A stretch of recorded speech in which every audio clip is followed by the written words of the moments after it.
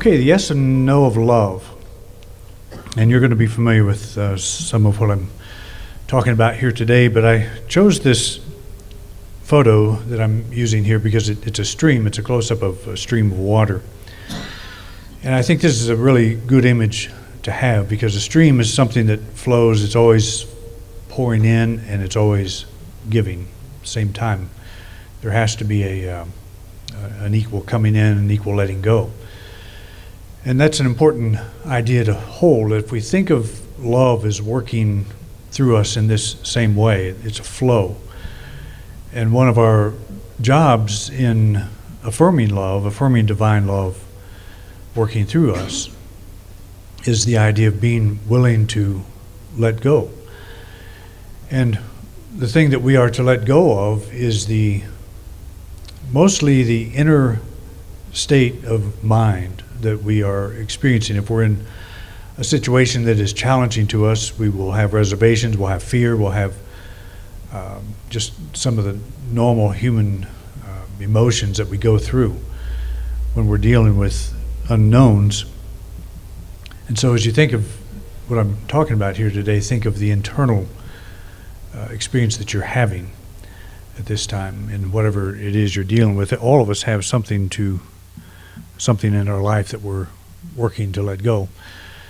So we want to call upon love, and we want to do it in an intelligent way. We want to do it in a way where we understand the twofold nature, two-sided nature of love, that attracting side and that dissolving side. And sometimes we hang on to things that need to be dissolved, that we need to let go of, but we feel that they're essential for our well-being or for our protection. So when we affirm that love is working through us in a given situation, we are open to inspiration and we're open to being guided to things that it's time to go, time to let go. And we may just be looking for the infilling. We may be looking for the thing we would like to see come into our life as a way of changing. And I'm going to give you a little technique here pretty soon on how to do this, kind of a hands-on thing. But Jesus said something I think is appropriate for this topic, and I hadn't really ever thought about it this way till I started talking about love as having this twofold aspect. But he said, let what you say be simply yes or no. Anything more than this comes from evil. And one of my instructors in ministerial school said, whenever you read the word evil in the Bible, just put the word error in its place and make it in a, this is an error that I'm committing. It's not evil is an error in perception. That's what he was saying. So think of it this way. Let what you say be simply yes or no. Anything more than this comes from error. And basically what I think Jesus is saying here is pointing out to us is what we normally do. In a situation we might pray for something. We know what we would like to have happen. We know what we would like. We know what we feel would like to happen. But it doesn't happen exactly like we hope it will, so we go through this whole scenario of how it ought to happen and all of the things that, we look for signs and wonders and so on to just give us some assurance, give us a sign, that things are working out. And so he's saying here that the best attitude is, it's a saying, yes, love is drawing to me that which is for my highest good, and no, love is dissolving that which is not. If you think of it that way, it makes a lot more sense. So that means I don't have to do the work. My work is to let go. It's my declaration is done. I say yes or no. Love is working through me now to bring the highest and best and dissolving that which is not the highest and best. It's a commitment to that idea. That is happening. Divine love through me is doing its perfect work now. And so if I start worrying about it, I'm saying something more than yes or no to this. I'm getting involved in another perception that is not necessarily helpful to the whole process. But it's something we all do, and I think that's why, because he's not saying that life is that black and white necessarily, but he's talking about mindsets. We're either saying yes to things or we're saying no to them. And just watch yourself. Watch. Do you believe the thing that you want is now working out? You answer that question, and you look at your own emotions. Do I believe this is working out? You're either saying yes or no. You may be saying, I don't know, but what is that? That's a no. If you have conviction that it is working out, you say yes. If you're not sure, you say no, or I'm not sure. And that's it's a way to look at ourselves. It's a way to look at what we're doing within ourselves. Paul talked about this idea of to pray without ceasing. Very important idea that we may not stop and think about. But prayer is, we're either affirming or denying all the time. Prayer is the process of affirming or denying. And as I pointed out, the process we want to use, if we ask for something in prayers, Jesus said, believe that you've received it. You affirm, I am now receiving the thing that I desire, that is for my highest good, is now unfolding through me. I'm affirming that. And the denial would be to release everything in me that says otherwise, that says, I'm not sure that this is working out. I don't know how this is going to work out. It's interesting what a difference a moment can make, what a difference a minute can make, and a second, an hour, a day. We've all heard that. And I have lost count of the times I have looked at a situation and could see no way that it was going to work out. And something very simple might happen that opens the door, opens the way for that to occur. And it's we live in infinity. We live in an infinite universe right now. All possibilities are present.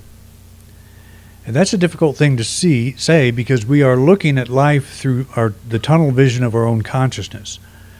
And so we see certain things that, facts that may or may not be relevant, that play into the way we might answer the problem. I have this problem, but I only see a certain number of facts that look like they're working toward what I need. And something completely different probably is unfolding at this very moment. And that's called faith, is being open to something greater. But I'm always affirming and always denying. I pray without ceasing. And the issue is, what am I affirming and what am I denying? How am I praying? How am I using my consciousness? What is my present mind action? What is the present action of my faith? And that's always the issue, is where am I now? Where am I now? If I affirm that divine love is working through me, then I'm saying, without doubt, whatsoever you ask for in prayer, believe you've received it. I'm saying that love is drawing to me that which is for my highest good. And it is dissolving that which is not. And it may very well be that something is dissolving that you don't think should. So can you let that happen? Can you let that process occur? So we look at that.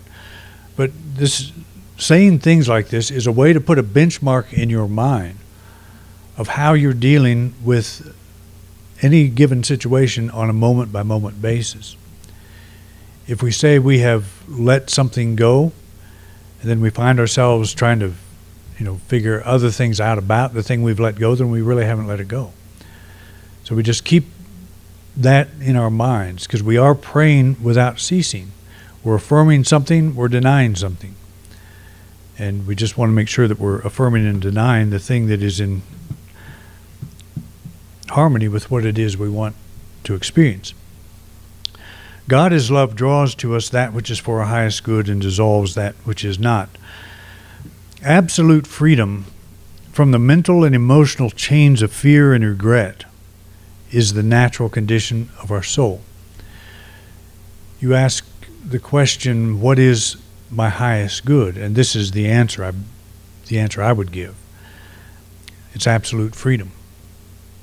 I want to experience absolute freedom. I have a problem now, and I'm worried about it. Am I free?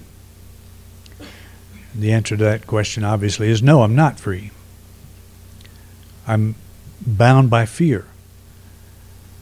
So the highest good for me is not to resolve the problem, but it is to be free from fear, is to experience the freedom in myself. And I think that's where we get caught up in the problems of prayer, is that we interpret it as a manipulation of circumstances. And prayer is always addressed first to our consciousness, to what's going on in us. You don't live out there someplace, you live in here. You know, the quality of your life is your consciousness. It's what you're experiencing within. You can have everything lined up, you can have everything working on your behalf in your world and still be afraid of losing it. And so you're not really free, even though it looks like to the rest of the world that everything is working just fine. And we know that can be the case. People could look at you and say, what are you worried about? You've got everything going for you. So many good things. And you would agree with that, but inside you're afraid. So you're not free. So when we talk about what is for our highest good, it's the state of freedom, and it's a state of freedom that we want to experience right now. Is there something that keeps freedom from filling us at this moment? Is there something that keeps us from experiencing freedom at this moment? If you say, yes, I have this problem, so I have to resolve that before I'm free, then you're making freedom conditional, and we want to understand that freedom is not conditional, it's unconditional. That the freedom Spirit offers is an emotional, a thought, an internal shift in ourselves, going from this feeling of being in bondage to fear or a condition to experiencing freedom while in that condition. Because if you can experience freedom while the condition is there, then you are free indeed. You have learned what spiritual freedom is. That doesn't mean that you have to go around with all this stuff stuck in your life. But we experience freedom first within. That's our highest good. When we talk about love is drawing to us that which is for our highest good, love is drawing to us that perception, that thought, that feeling that shows us how to let go. If you believe you've received something when you pray, that's a shift in perception. It's a shift in experience. It's a shift from going without to the acceptance that I have it, that it's now unfolding through me. It's an actual change. It's an organic change where you move from uncertainty, a feeling of uncertainty, to a feeling of knowing. And it's not that hard to make that shift. It is sometimes hard to make that shift, and sometimes we need help. We need to talk to other people to get ourselves into that awareness. That's what I do. That's what I do as a minister, is help people shift from the fear that things are going to blow up to knowing the thing you're asking for is now unfolding, it's now manifesting, to get you from a point of fear to a point of absolute knowing. And when you achieve this, and we all have done this, we've all had moments when we were able to do this, where we may have been shaking in our boots one moment, maybe we picked up a book or talked to somebody and our mind shifted in the twinkling of an eye. We were then coming from a point of strength. So where does that come from? Something blocks that vision in us, and that something is our consciousness. That's the level that prayer works at, that love works at. Well, love is actually working at all levels. But we take a conscious approach to this whole thing. It is a mental emotional activity we are consciously letting go of fear. And we are consciously affirming that greater good is now being drawn to me.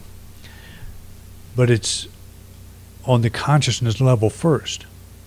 It's my inner world. So I reach a point where I feel everything is working out, and I hold that thought as I go through my life, and it's not a sticking your head in the sand kind of thing. It's not a ignoring the problem. It's not a whatever feels good, do it kind of thing. It's a mindset. It's a flow. It's the stream. You get the infilling and you let go. It's going on all the time. So your life is working, and all you have to do is be successful in your life at this very moment, this moment right now. And that's a hard thing to figure out. I was talking to somebody yesterday that was very concerned about their future.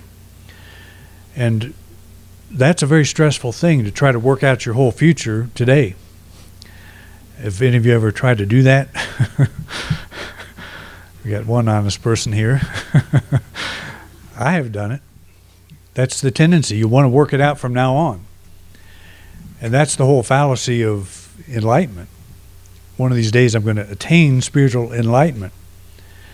And I always come back to the life of Jesus. Was he ever without problems? Did he ever resolve the last problem? I suppose you could say once he was nailed to the cross and got out of the tomb, that was it. But that's symbolic of us dying to that level, that self that is so caught up in this stuff, and resurrecting into another way of experiencing it. It's not a whole life thing, it's a process. And the only time it matters is now. Right now in this moment is when you go through your death and your resurrection and all of this this change that we go through. It's a death to the old way of seeing. I don't know what I'm going to do. I don't know how my life is going to work out. It's dying to that. And trusting that love is drawing to you that which is for your highest good, that which sets you free at this moment, and is dissolving that which is actually binding you. And what is binding you is a perception. I don't know how this is going to work out. It's a question. With all the facts I have before me, I don't know how this is going to work out. It's looking at how many arrows do I have in my quiver? You know, how long am I going to last in this battle? We count the length of the battle, the length of how long we'll last by how many arrows we have in our quiver.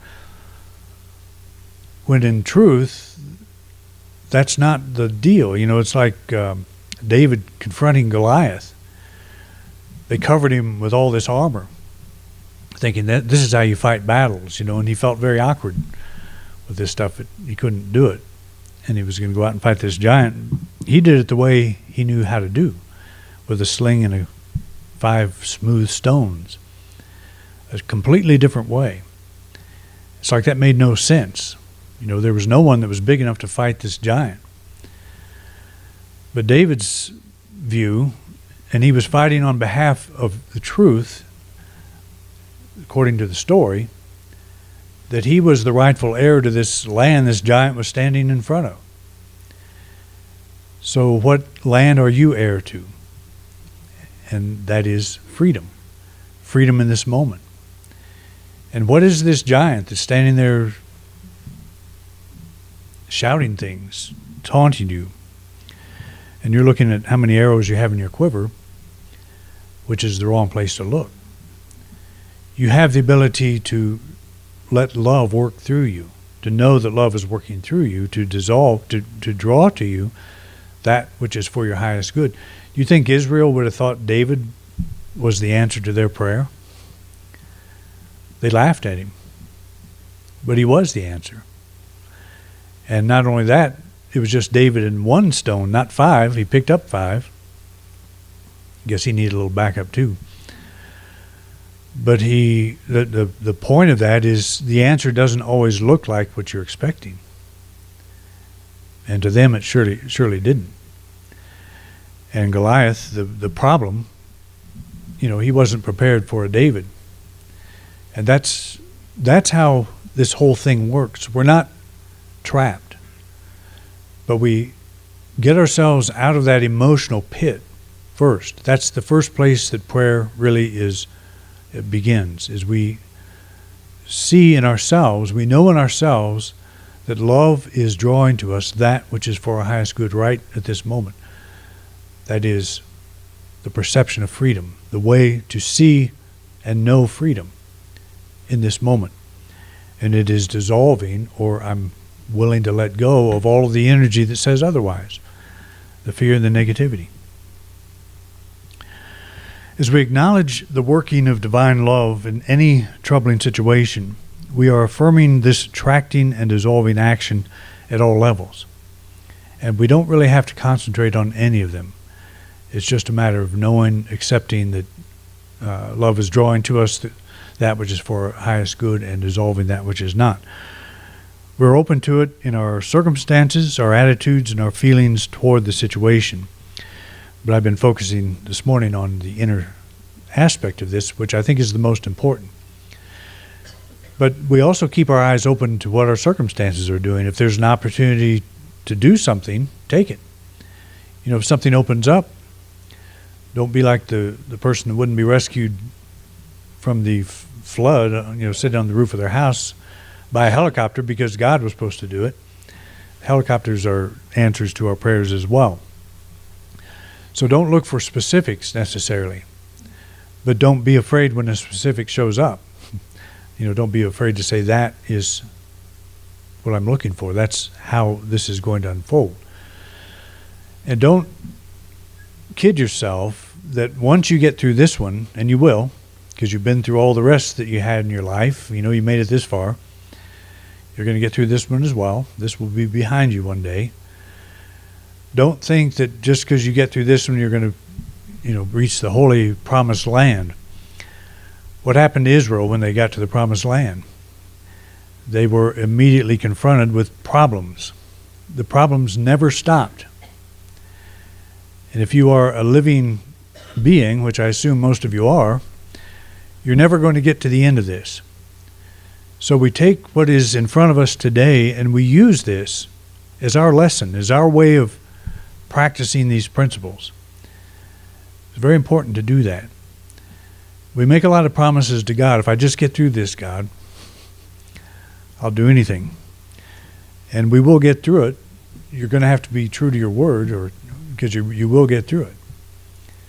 So you're going to pass through it. And that's another way to let this flow through you, is say, I've been here so many times I've lost count.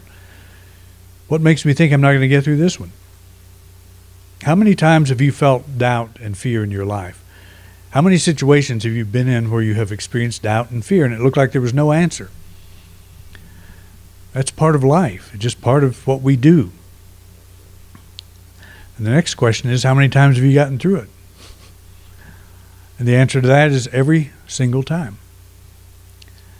The answer always presents itself in some way. So that's the assurance. Faith is the assurance. Faith is the substance of things hoped for, the evidence of things not seen. That's a very powerful thought. We've all memorized that. We all know how to say it, but do we know how to do it? Faith is the substance or the very essence of the thing I hope for. Faith, that feeling I have in myself. Where is my faith? Is my faith in love as drawing to me that which is for my highest good and dissolving that which is not? Or do I keep looking at individual circumstances and trying to manipulate around them, trying to figure out how to get through this or that thing? And the answer probably is both. We do both. But let's bring our tendency into the faith factor, into the spiritual factor. Why else would we be here?